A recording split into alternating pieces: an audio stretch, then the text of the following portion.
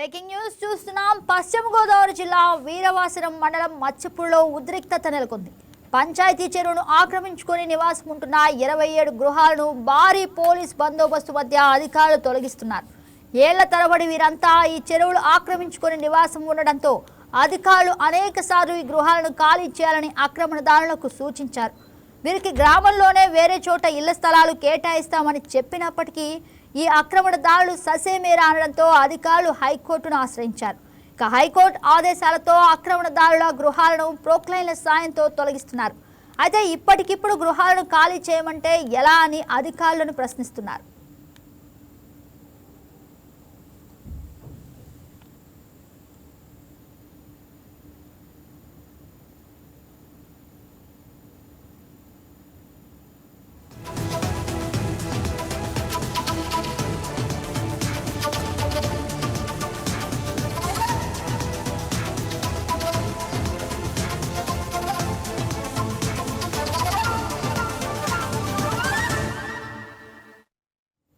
ఇదే అంశానికి సంబంధించి మరింత సమాచారం మా స్పెషల్ కరెస్పాండెంట్ మురళి అందిస్తారు. గుడ్ మార్నింగ్ మురళి, చెప్పండి, అసలు చెరువు ఆక్రమణకు గురి కావటం ఏంటి? అక్కడ ఇల్లు తొలగిస్తున్నారా అయితే అధికారులు? గుడ్ మార్నింగ్ అయినా పశ్చిమ గోదావరి జిల్లా వీరవాసరం మండలం మచ్చిపూర్లో అయితే ఉద్రిక్తత చోటు చేసుకుందని చెప్పొచ్చు. సుమారు అంటే ఊరు చెరువుని ఆక్రమించుకుని 27 గృహాలని పెట్టుకుని అయితే గత కొన్ని సంవత్సరాలుగా అయితే అక్కడ ప్రజలు నివసిస్తున్నారని చెప్పుకోవచ్చు. దీనికి సంబంధించి ఇప్పటికే పంచాయతీ అధికారులు అలాగే మండల శాఖ అధికారులు కూడా ఎన్నోసార్లు నోటీసులు ఇచ్చారు. ఇక్కడ ఖాళీ చేసి అదంటే ఊరికి సంబంధించిన చెరువు కావటం చేత అక్కడ ఖాళీ చేస్తే వేరే చోట స్థలాలు ఇస్తామంటూ కూడా పంచాయతీ అధికారులు చెప్పినప్పటికీ కూడా ఇప్పటికే ముచ్చిపరి గ్రామానికి చెందిన ప్రజలు అయితే విన్న పరిస్థితి అయితే ఉంది. దీనిపై అధికారులు హైకోర్టును ఆశ్రయించి అక్కడ ఉన్న నిర్మాణాలను తొలగించడానికి అయితే అధికారికంగా అన్ని పర్మిషన్లు తీసుకుని ఈరోజు భారీ బందోబస్తు అంటే వందలాది మంది పోలీస్ బందోబస్తు మధ్యనైతే ఆ గృహాలను తొలగిస్తున్నారని చెప్పొచ్చు. దీనికి సంబంధించి ఆ 27 గృహాలకు సంబంధించిన వారందరూ కూడా అధికారులని అడ్డగించారని చెప్పుకోవచ్చు. దీనికి సంబంధించి అధికారులు చెప్తారు అంటే మీరు గత కొన్ని సంవత్సరాలుగా మీకు నోటీసులు ఇస్తున్నాము, ఖాళీ చేయండి, అంటే ఊరికి సంబంధించిన చెరువు కావటం చేత మీరు ఖాళీ చేయాల్సిన పరిస్థితి ఉంటుంది, మీకు వేరే చోట దానికి సంబంధించి స్థలాలు ఇస్తామని చెప్పినప్పటికీ కూడా మీరు విన్న నేపథ్యంలో మేము హైకోర్టుకి వెళ్ళి ఆర్డర్ తీసుకురావాల్సిన పరిస్థితి ఏర్పడింది. దీనిపై మీరు ఇప్పటికైనా ఈ గృహాలను ఖాళీ చేసి వేరే చోటకి స్థలాలు ఇవ్వడానికి కూడా అధికారులు పరిశీలనలో ఉందంటూ కూడా సర్ది చెప్పే ప్రయత్నం చేశారని చెప్పుకోవచ్చు. దీనికి సంబంధించి అటు పోలీస్ బలగాలు ఇటు రెవెన్యూ శాఖ అధికారులు కూడా పగడ్బందీ ప్రణాళికతో అయితే ఈ ఆక్రమణను తొలగిస్తున్నారని చెప్పొచ్చు. ముఖ్యంగా ఈ ఆక్రమణదారులు అయితే ఒకటే చెప్తున్నారు, అంటే ఉన్న పటాన మేము ఖాళీ చేసి వెళ్ళిపోవాల్సి వస్తే మాకు ఉండడానికి దిక్కేది అంటూ కూడా కొంత అధికారులను ప్రశ్నించారని చెప్పుకోవచ్చు. అధికారులు ఒకటే చెప్తున్నారు, అంటే గత కొన్ని సంవత్సరాలుగా మీకు నోటీసులు ఇస్తున్నాము, వేరే ప్రత్యామ్నాయ ఏర్పాట్లు చూపిస్తామన్నా చెప్పినప్పటికీ మీకు కూడా మీరు ఖాళీ చేయని కారణంగా అయితే ఈ పరిస్థితి వచ్చింది. దీనిపై ఎప్పటికైనా అధికారులు దీనికి స్పందించారని చెప్పుకోవచ్చు. దీనికి ఇరు వర్గాలని కూర్చోబెట్టి మాట్లాడారు. వీరిని వేరే చోట స్థలాలు ఇవ్వడానికి చెప్పడంతో అయితే ఈ గొడవ సద్దుమణిగిందని చెప్పొచ్చు. గగన. Yes, right, Murali. Thank you for the update.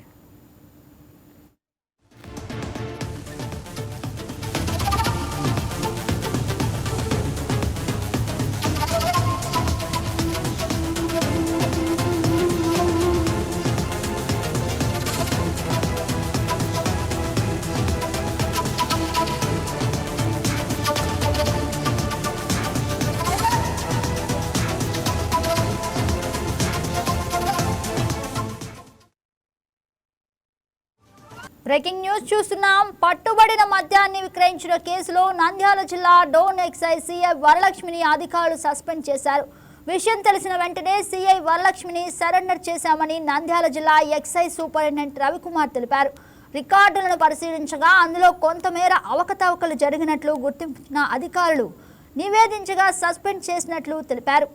అయితే నంద్యాల జిల్లా డోన్ పట్టణ పోలీసులు గత ఆదివారం సాధారణ తనిఖీలో భాగంగా చాకరేవుమట వద్ద వాహనాలు తనిఖీ చేస్తున్నారు. ఈ క్రమంలో పిఆర్ పల్లికి చెందిన సోమనాథ్ అనే వ్యక్తి కారును ఆపి తనిఖీ చేయగా ఏకంగా 379 మద్యం సీసాలు లభించాయి.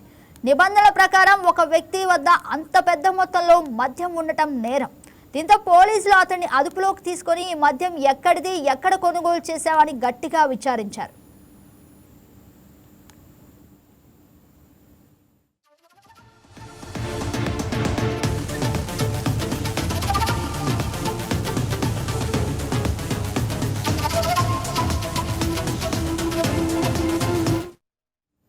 అయితే పోలీసు విచారణలో సోమనాథ్ చెప్పిన సమాధానం విని అధికారులు అవాక్కయ్యారు.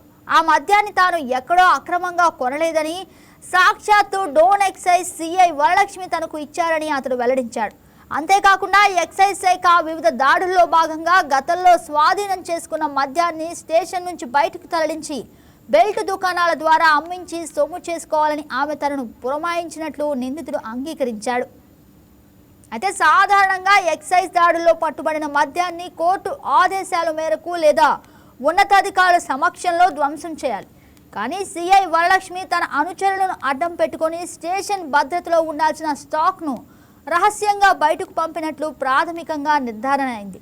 అయితే పోలీసులు సిఐ వరలక్ష్మిని వివరణ కోరగా ఆమె తాను ఆ మద్యం ఇవ్వలేదని, స్టేషన్లో ఎవరైనా ఇచ్చి ఉండొచ్చని పొంతనలేని సమాధానాలు చెప్పారు. అయితే ప్రాథమిక ఆధారాలు, నిందితుడి వాంగ్మూలం మేరకు ఆమె ప్రమేయం ఉందని పోలీసులు నిర్ధారించారు.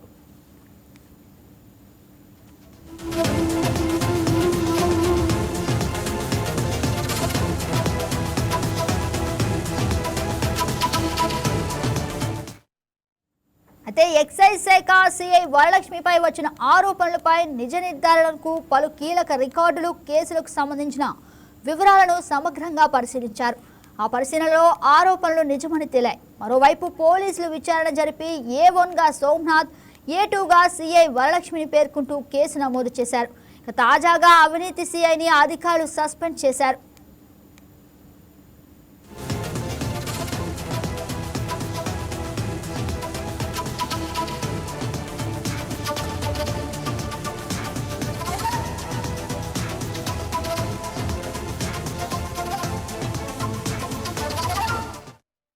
ఇదే అంశానికి సంబంధించి మరింత సమాచారం మా స్పెషల్ కరెస్పాండెంట్ మురళి లైవ్ లో అందిస్తారు. గుడ్ మార్నింగ్ మురళి, చెప్పండి.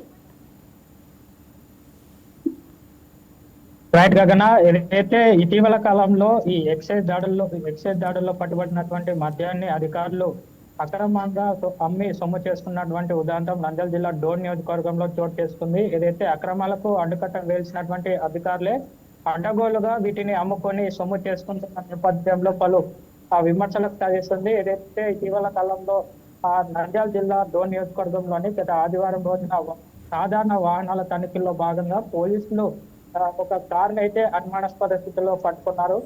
ఆ కారు డ్రైవర్ ని అదుపులోకి తీసుకున్న నేపథ్యంలో ఆ కారు నడుచున్నటువంటి వ్యక్తి ఎవరైతే ఉన్నారో సోమనాథ్ అనే వ్యక్తి, అతని వద్ద దాదాపు 280 పైగా మద్యం బాటిళ్లను స్వాధీనం చేసుకున్నారు. అనుమానంతో పోలీసులు అంత మొత్తంలో మద్యాన్ని ఎక్కడికి తరలిస్తున్నారు, ఎక్కడి నుంచి కొనుగోలు చేస్తున్నారని తమదైన శైలిలో విచారణ చేపట్టిన నేపథ్యంలో పలు కీలక విషయాలు అయితే వెలుగులోకి వచ్చాయి. ఆ మద్యాన్ని పూర్తిగా ఎక్సైజ్ డిపార్ట్మెంట్ కి చెందినటువంటి సిఐ వరలక్ష్మి ద్వారానే కొనుగోలు చేశాను. కొనుగోలు చేసి బయట అమ్మి సొమ్ము చేసుకున్నందుకే ఈ రకంగా మద్యాన్ని తరలిస్తున్నట్లుగా నిందితుడైతే అంగీకరించిన నేపథ్యంలో పోలీసులు ఆ దిశగా అతను ఇచ్చినటువంటి స్టేట్మెంట్ ఆధారంగా అతనిపై కేసు నమోదు చేశారు. అతనితో పాటు అక్కడ విధులు నిర్వహిస్తున్నటువంటి ఎక్సైజ్ సిఐ వరలక్ష్మిపై కూడా కేసు నమోదు చేసి విచారణ చేపట్టారు. దీనికి సంబంధించి నంద్యాల జిల్లా ఎక్సైజ్ సూపరింటెండెంట్ రవికుమార్ కూడా రంగంలోకి దిగి దీనికి సంబంధించినటువంటి పూర్తి సమాచారాన్ని సేకరించి అసలు ఈ మద్యం ఏ రకంగా వీళ్ళు అక్రమంగా అమ్మి సొమ్ము చేసుకుంటున్నారు అన్న కోణంలో విచారించి 2 రోజుల పాటు విచారించిన తర్వాత అక్కడ రికార్డులను పరిశీలించిన తర్వాత ఆ మద్యాన్ని పూర్తిగా ఎక్సైజ్ తనిఖీల్లో పట్టుబడిన మద్యం అని తేలడంతో సిఐ వరలక్ష్మిపై సస్పెన్షన్ వేటు వేశారు గగన. అయితే ఈ అంశం ఇప్పుడు ఉమ్మడి కర్నూలు జిల్లా వ్యాప్తంగా తీవ్ర కలకలం రేపుతుంది. ఏదైతే రక్షణ కల్పించాల్సినటువంటి పోలీసులు అక్రమాలకు అడ్డుకట్ట వేయాల్సినటువంటి పోలీసులే ఈ రకంగా అక్రమంగా అడ్డగోలుగా ఇలాంటి వ్యవహారాలు నడిపించడం పట్ల పలు విమర్శలకు తావిస్తోంది గగన. ఈ నేపథ్యంలోనే ప్రజలంతా కూడా దీనికి సంబంధించి ఇంకా ఇలాంటి వారు చాలానే ఉన్నారు డిపార్ట్మెంట్ లో, వాళ్ళ మీద కూడా కఠినంగా చర్యలు తీసుకోవాలని చెప్పి కోరుతున్నటువంటి పరిస్థితి నెలకొంది. ఎస్ మురళి, అయితే సిఐ వరలక్ష్మి మీద చర్యలు తీసుకునే అవకాశం అయితే కనిపిస్తుందా, లేదంటే కేవలం సస్పెండ్ ద్వారా ఇది చూస్తారా? అయితే డిపార్ట్మెంట్ లో ఈ రకంగా వ్యవహరించడం అంటే అందులోనూ ఉన్నత స్థాయిలో ఉన్నటువంటి సిఐ స్థాయిలో ఉన్నటువంటి అధికారి ఈ రకంగా వ్యవహరించడం పట్ల పోలీస్ శాఖ అధికారులు కూడా ఆగ్రహం వ్యక్తం చేస్తున్నటువంటి పరిస్థితి నెలకొంది. ఈ నేపథ్యంలోనే ఇప్పటికే ఆమెపై సస్పెన్షన్ వేటు వేశారు. అదే రకంగానే A2 ముద్దాయిగా ఆమెను కేసులో చేర్చినటువంటి నేపథ్యంలో ఆమెపై చర్యలు తీసుకునే అవకాశం కూడా స్పష్టంగా కనిపిస్తోంది. దీనికి సంబంధించి ఇప్పటికే ఎక్సైజ్ సూపరింటెండెంట్ కూడా చర్యలు చేపట్టారు, పూర్తి విచారణ చేపడతా ఉన్నారు. ఇంకా ఈ రకంగా ఈ దందా ఎప్పటి నుంచి కొనసాగుతుంది, ఎన్ని రోజుల నుంచి ఈ దందా అక్రమంగా మద్యాన్ని అమ్ముకుంటున్నారన్న కోణంలో విచారణ చేపడుతున్నారు. ఏదైతే దాదాపు ఏడాది పాటు ఎక్కడెక్కడ ఎక్సైజ్ శాఖ తనిఖీలు నిర్వహించింది, ఎక్కడెక్కడ మద్యాన్ని పట్టుకుంది, వాటికి సంబంధించినటువంటి రికార్డులన్నీ కూడా పరిశీలిస్తా ఉన్నారు గగన. Right Murali, thank you for the update.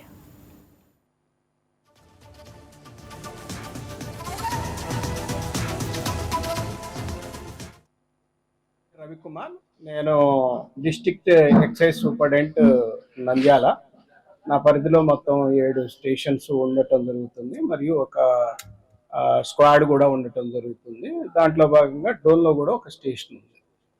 దీంట్లో భాగంగా ఇక్కడ ఒక సిఐ, 2 SIలు, ఒక 8 మంది కానిస్టేబుల్ అయితే హెడ్ కానిస్టేబుల్స్తో రన్ అవుతుంది. మొత్తం 4 మండలాలతో ఉంది. దీని మీదట 27వ తారీఖున ఒక రూట్ వాచ్ చేస్తుంటే టౌన్ సిఐ మరియు SI వారి సిబ్బంది కలిసి ఒక వాహనంలో 381 బాటిల్స్తో ఒక వ్యక్తి పట్టినాడు. ఆ సోమనాథ్ అనేటటువంటి వ్యక్తి. అతన్ని విచారిస్తే అతను కన్ఫెస్ చేసినాడు, ఈ యొక్క స్టేషన్ నుంచి, నంద్యాల స్టేషన్ నుంచి ఇది ఇవ్వటం జరిగింది సిఐ గారు అని చెప్పటం జరిగింది. దాని మీదట ఈ టౌన్ స్టేషన్లో ఈ 54/26 అనేటటువంటి క్రైమ్ నెంబర్ కింద రిజిస్టర్ చేయటం జరిగింది. ఈ FIR రిజిస్టర్ ఎప్పుడైతే చేసినారో ఇమ్మీడియట్గా నేను ఈ యొక్క ప్రాథమిక విచారణ ఇమ్మీడియట్గా చేసేసి గవర్నమెంట్కి మేము సరెండర్ చేయటం జరిగింది సిఐని. తర్వాత ఇక్కడికి నేను స్వయంగా వచ్చేసి రికార్డ్స్, అంటే మాకేంటి ఉంటాయంటే క్రైమ్ కేసు కట్టలు ఉంటాయి, మరియు మా దగ్గర కొన్ని రిజిస్టర్స్ ఉంటాయి, మరియు మా కాంట్రాబ్యాండ్ పెట్టేటటువంటి ఒక సపరేట్ రూమ్ ఉంటుంది. వీటన్నిటిని కూడా మేము చెక్ చేయటం జరిగింది. ఏదేమైనప్పటికీ కూడా ప్రాథమిక విచారణలో వాళ్ళని సరెండర్ చేసినాము, మరియు కాన్ఫిడెన్షియల్ రిపోర్టు పంపించిన తదుపరి మా కమిషనర్ గారు సస్పెన్షన్ చేయటం జరిగింది, డోన్ సిఐ గారు వరలక్ష్మి. ఆ ప్లేస్లో లక్ష్మణ్ దాస్ గారిని, స్క్వాడ్ సిఐ గారిని ఇన్ఛార్జిగా ఇమీడియట్గా పెట్టడం జరిగింది. SIలు మిగతా వాళ్ళందరినీ కూడా ఇక్కడే కొనసాగించడం జరుగుతుంది. కానీ దీంతో విచారణ ఏమీ పూర్తి కాలేదు. ఇంకా కూడా తదుపరి ఈ స్టేషన్లో ఇంకా మేము లైసెన్షియల్ని కానీ మిగతా వాళ్ళందరినీ కూడా విచారించాల్సి వస్తుంది. చేస్తాం మేము అదంతా కూడా. ఇంకా ఏమైనా అభియోగాలు ఉన్నాయా ఏంటి అనేటటువంటిది. నమస్తే అండి.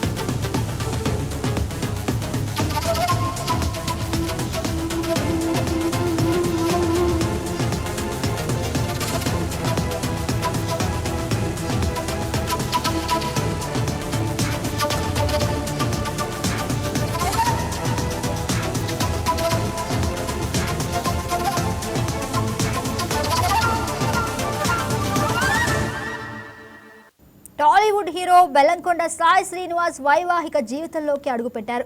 తిరుమల శ్రీ వెంకటేశ్వర స్వామి వారి సన్నిధిలో శ్రీనివాస్ కావ్యారెడ్డి వివాహం అత్యంత వైభవంగా జరిగింది. ప్రాచీన భారతీయ సాంప్రదాయ పద్ధతిలో జరిగిన ఈ వేడుకకు పలువురు రాజకీయ సినీ ప్రముఖులు హాజరయ్యారు.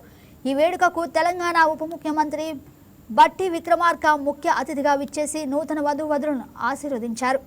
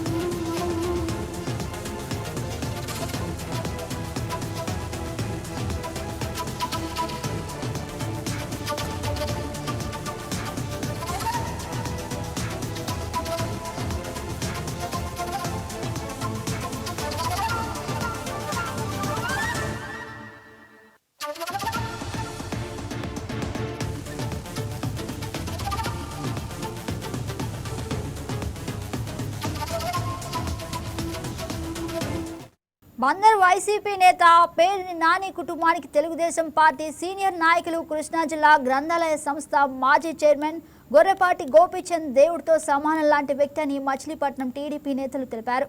పేర్ని కుటుంబానికి గోపీచంద్ ఎన్నో సేవలు చేశారని, ఇప్పుడు ఆ సేవలు మరిచి పేర్ని కిట్టు మాట్లాడుతున్నారని మండిపడ్డారు. కిట్టుతో పాటు ఆ పార్టీ చోటామోటా నాయకులు వాస్తవాలు తెలుసుకోకుండా వ్యవహరిస్తున్నారని పేర్కొన్నారు. పద్ధతి మార్చుకోకపోతే తగిన బుద్ధి చెబుతామని హెచ్చరించారు. తరపున మా వాళ్ళు సవాలు విసిరారు. అది చెప్పే దమ్ము ధైర్యం లేక టాపిక్ని ఎలా డైవర్ట్ చేయాలి అన్నది బాగా తెలిసిన వాళ్ళు ఎవరయ్యా అంటే వైసీపీ వాళ్ళు. అడిగిన దానికి వదిలేసి ఏవేవో సమాధానాలు చెప్తూ కొల్లు రవీంద్ర గారికి తెలుసు ఆయన ఒక నిబద్ధతతో పనిచేస్తారు. ఎవరో అడ్డుపడిపోతే ఎవరిని లెక్క చేసే మనిషి కాదు. బందర్ అభివృద్ధిలో ఎవ్వరు అడ్డుపడినా వాళ్ళని పక్కకి తప్పించే వ్యక్తే కానీ వాళ్ళకి లొంగిపోయి అభివృద్ధికి జరగకుండా చేసే మనిషి కాదు. మాట్లాడే ముందు 1కి 10 సార్లు రవీంద్ర గారి గురించి ఆలోచించుకొని మాట్లాడమని 1,00,000 సార్లు చెప్పాం. ఇంకోసారి కనుక అలా మాట్లాడితే మాత్రం ఊరుకునేదిలే లేదు. బొరగ రామారావు గారు మాట్లాడుతున్నారు. మీకు గొర్రెపాటి గోపీచంద్ గారి గురించి మాట్లాడే అర్హత ఉందా? ముందు మీ అర్హత ఏంటో తెలుసుకొని గోపీచంద్ గారి గురించి మాట్లాడండి. 3 సార్లు పోటీ చేశారు, 3 పార్టీలో పోటీ చేశారు, ఇందులో గెలవలేదు కదా. అక్కడే తెలుస్తుంది మనం ఏంటి అన్నది. మీరు కూడా మాట్లాడతారు ఆఖరికి ఆయన గురించి. ఇంతకంటే దరిద్రం ఇంకేమన్నా ఉందా? ఏవేవో చెప్తావు, ఏం చెబుతావు అసలు నీకన్నా అర్థమవుతుందో లేదో మాకు తెలియదు. ఏంటో వ్యాక్సిన్ అంటావు, కరోనా అంటావు, 2 సార్లు బతికానంటావు. దేనికి బతికినందుకు కొంచెం చూసి దేవుడు ఇంకా మనకి నూకలు ఉంచాడు, కొంచెం న్యాయంగా బతుకుదాం, చూసి మాట్లాడదాం. నాలుకే ఉంది కదా వాగేద్దాం అనుకుంటే కుదరదండి. కొంచెం చూసుకొని మాట్లాడండి. ఈరోజు వైఎస్ఆర్సీపీ కార్యాలయంలో పొద్దున్న ప్రెస్ మీట్ ఏర్పాటు చేసిన విధంలో వైఎస్ఆర్సీపీ నాయకులు కూడా చాలా చండాలంగా మాట్లాడటం జరిగింది. కరగారంలో ఏబీసీ బ్లాకుల్లో దాదాపు 19,000 పట్టాలు ఇచ్చారని చెప్పి మేము అదే చెప్పాం. అలాగే దానిలో ఎన్ని నిర్మాణం జరిగినాం, మేము నిర్మాణం జరుగుతాకి మౌలిక సదుపాయాలు ఏర్పాటు చేయలేదనే మాట్లాడాం తప్ప ఇవ్వలేదనే అనలేదే. తెలుసుకుని మాట్లాడమన్నారు. ఏం తెలుసుకుని మాట్లాడాలి? ఇచ్చారనే చెప్పాం. అసలు మీరు తెలుసుకుని మాట్లాడాలి. అసలు మౌలిక సదుపాయాలు అంటే ఒక బిల్డింగ్ నిర్మాణం చేయడానికి వాటర్ కావాలి. మెయిన్ మన మచిలీపట్నం సాల్ట్ ఏరియాగా ఉంటుంది. అందులో మీరు ఇచ్చింది సముద్రం వార దాదాపు ఇంకో 1/2 కిలోమీటర్ వెళ్తే సముద్రం లోపలికి వెళ్ళే ప్లేస్ లో మీరు ఇచ్చారు ఇళ్ల స్థలాలు. అక్కడ మంచినీళ్లు ఉప్పుగా ఉంటాయి, తడుపుకుంటాకు కానీ తాగుతాకు కానీ మౌలిక సదుపాయాలు ఏర్పాటు చేయలేదు కాబట్టి మీరు నిర్మాణం చేయలేకపోయారు. 19,000 పట్టాలు ఇస్తే మీకు 52,000 రూపాయలు, 52,000 మెజార్టీ కొల్లు రవీంద్ర జనాలు ఎవరుగా 19,000 ఇంటూ 4 ఇంట్లో 4 ఓట్లు వేసినా మీరు అత్యంత మెజార్టీతో గెలవచ్చు. గెలవలేకపోయారు. ఎందువల్ల? మీరు ఏంటంటే రోడ్లు పోరంబోగులు ఉన్న చోట్ల పట్టాలు కొన్ని జిరాక్స్ కాపీలు ఇచ్చారు. అదే కాకుండా మచిలీపట్నంలో పేద ప్రజలు బియ్యం పేద ప్రజలు ఇచ్చే బియ్యం రేషన్ డిపో బియ్యం కూడా తినేసిన వ్యక్తులు మీరు. మిత్రులకి నమస్కారం. మనం మచిలీపట్నంలో ఏ పరిస్థితుల్లో ఉన్నామంటే, ఒక మాజీ కార్పొరేటర్ ఆయన ఏదో ఒక 2 సార్లు కార్పొరేటర్ అవ్వగానే నేనేదో ఒక జాతీయ నాయకుడిని అయిపోయాను, నేను ఏది పడితే అది మాట్లాడేస్తే మచిలీపట్నంలో చెల్లుబాటు అయిపోద్ది, వాళ్ళ నాయకుడి దృష్టిలో పడటం కోసం పాపం ఆయనకు మొన్న ఒక ఉద్యోగం వచ్చింది, ఇది వైఎస్ఆర్సీపీ టౌన్ అధ్యక్షుడిగా. ఇక ఆయన జాతీయ నాయకుడిగా జాతీయ అధ్యక్షుడు అయిపోయినట్టుగా ఆయన ఎక్కువగా ఊహించేసుకుంటున్నాడు. ఆయనకి ఇంకొక డిగ్రీ ఉంది. ఆయన ఒక రౌడీ షీటర్. ఆ రౌడీ షీటర్ని వైఎస్ఆర్సీపీ పార్టీ అధ్యక్షుడు చేసిన ఈ పేరుని వెంకటరామయ్య నాని గారి వాళ్ళ పుత్రరత్నమైన పేరుని కృష్ణమూర్తి ఎలియాస్ కిట్టు గారికి మీ అధ్యక్షుడికి మీరు ఫస్ట్ ఏం నేర్పించాలనుకుంటున్నారు, ఏం సందేశం ఇద్దామని బందరు ప్రజలకు మీరు అతను అధ్యక్షుడిగా పెట్టారనేది మాకైతే అర్థం కావట్లేదు. సరే, ఆయన అంటాడు 76 ఏళ్ల ముసలోడు, ఒక గంట మాట్లాడితే ఆయన పుట్టుకుమంటాడు. కానీ మేము చాలా మర్యాదగా ఉంటాము, మేమేమీ మాట్లాడము, అసలు మాకు అలా మాట్లాడితే మాకు రాదు అంటానే అన్నీ మాట్లాడుతున్నాడు. అసలు గొర్రెపాటి గోపీచంద్ ఏంటి, అసలు నువ్వేంటి? 1983 నుంచి 2024 దాకా ఆయన చేసింది ఏంటి బందర ప్రజలకి? అసలు నువ్వు నిన్న కాక 2 సార్లు కార్పొరేటర్ అవ్వగానే నువ్వు చేసింది ఏంటి? నువ్వు చేసింది ఏంటో చెప్పనా? ఇప్పుడు వర్తమానం జరగబోయేది చెప్పనా? లేకపోతే 1999 తర్వాత 2004, 2009లో జరిగింది చెప్పమంటావా బందర ప్రజలకు నీ యొక్క చరిత్ర? ఏదో నువ్వు 4 డబ్బులు సంపాదించుకున్నావు అంటావు, ఆయన ఏదో బ్రోకరేజం చేశారని, అందరూ నీలాగే ఉంటారనుకుంటావు. పచ్చలో కామెరీలోడికి లోకమంతా పచ్చగానే కనబడుతుంది. బ్రేకింగ్ న్యూస్ చూస్తున్నాం. టీడీపీ అధినేత చంద్రబాబు కీలక నిర్ణయం తీసుకున్నారు. తెలుగుదేశం పార్టీ మహానాడు వేదికను మార్చే యోచనలో ఉంది అధిష్టానం. ఇక శ్రీకాకుళం నుంచి నెల్లూరుకు వేదిక మార్చాలని యోచిస్తోంది. జూన్లో ఉత్తరాంధ్రలో ప్రధాని పర్యటన ఉంది. ఇక ప్రధాని జూన్ నెలలో ఉత్తరాంధ్రకు సంబంధించి పలు కీలక ప్రాజెక్టులకు శంకుస్థాపనలు, ప్రారంభోత్సవాలు చేయనున్నారు. దీంతో ప్రధాని పర్యటన దృష్టిలో ఉంచుకొని శ్రీకాకుళం నుంచి నెల్లూరుకు వేదిక మార్చాలని చంద్రబాబు ఆలోచన చేస్తున్నారు. ఇందులో భాగంగానే అనువైన స్థలాలను పరిశీలించాలని నెల్లూరు జిల్లా నేతలకు అధినేత సూచన వేశారని తెలుస్తోంది. ఇక షెడ్యూల్ ప్రకారం మే 27, 28, 29 3 రోజుల పాటు టీడీపీ మహానాడు నిర్వహిస్తారు.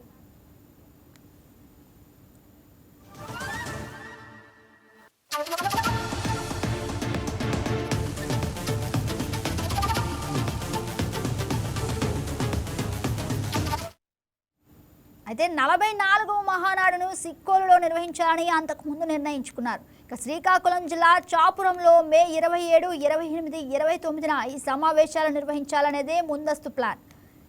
సాయి దంత కళాశాల పక్కనే సుమారు 150 ఎకరాల విస్తీర్ణంలో ఉన్న స్థలాన్ని మహానాడు నిర్వహణకు ఎంపిక చేశారు.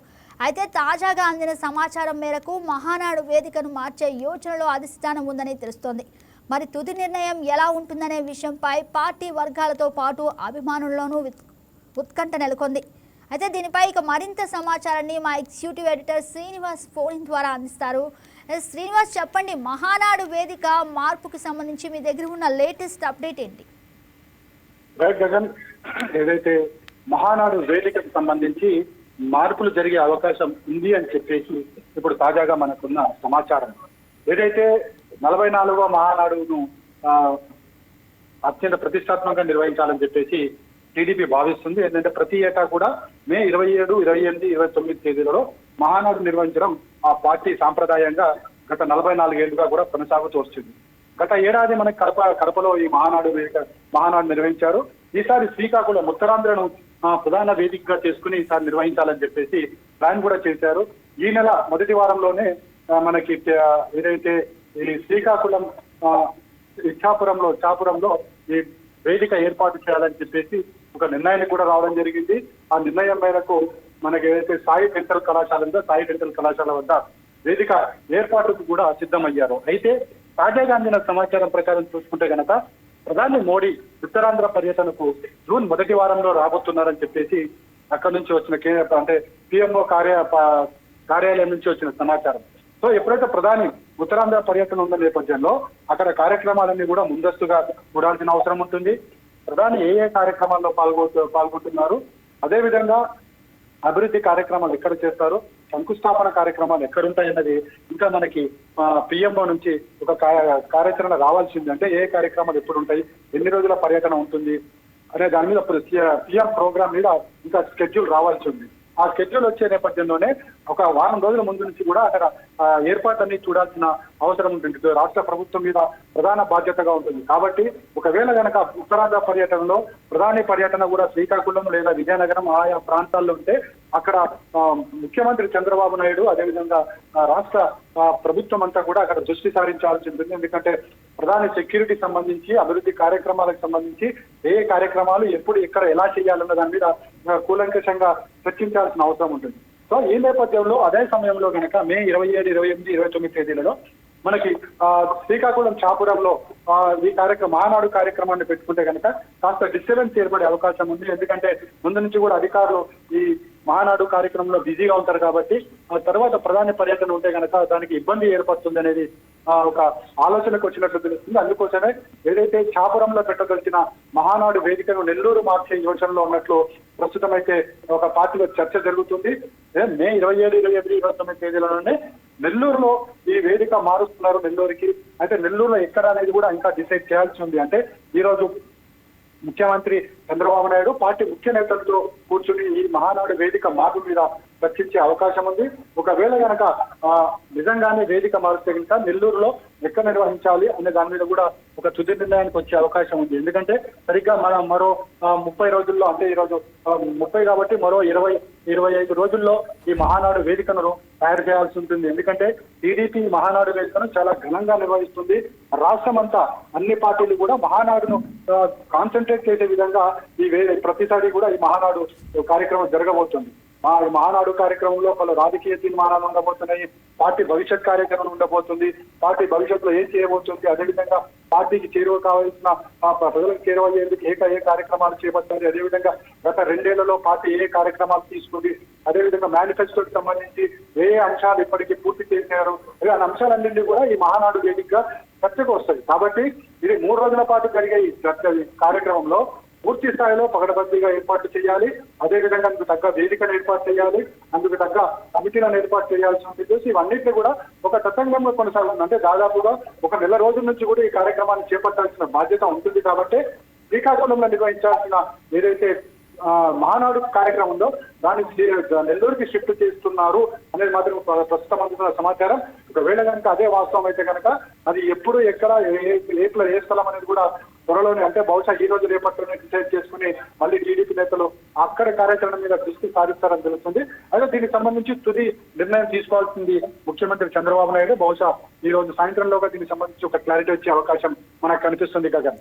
Yes right Srinivas, thank you for the update.